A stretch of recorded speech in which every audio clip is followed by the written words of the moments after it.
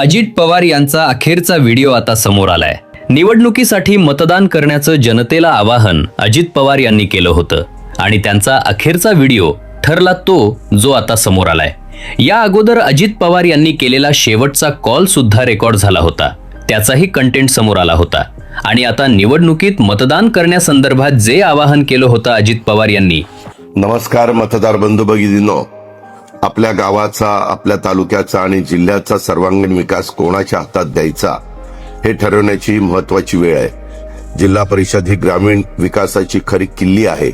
पाणी, रस्ते, आरोग्य, शिक्षण, शेती, रोजगार यासारख्या मूलभूत प्रश्नांशी थेट जोडलेली ही संस्था आहे।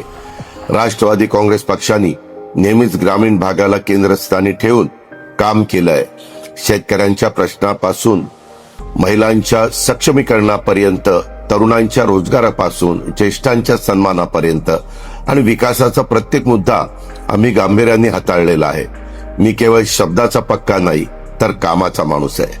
तर निवडणुकीसाठी मतदान करण्याचं आवाहन अजित पवार यांनी जनतेला केलं होतं। अजित पवार यांचं जेव्हा ॲक्सिडेंट झालं त्याच वेळेला जिल्हा परिषदेच्या निवडणुकांचं बिगुल वाजलेलं होतं।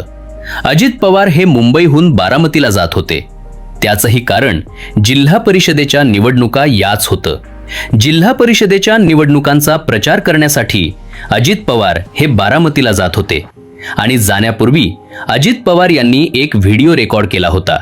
या व्हिडिओमध्ये विकासासाठी मत द्या, विकास करायचा असेल तर भाजप, राष्ट्रवादी काँग्रेस या महायुतीतल्या पक्षांना मत द्या असं आवाहन अजित पवार यांनी केलं होतं।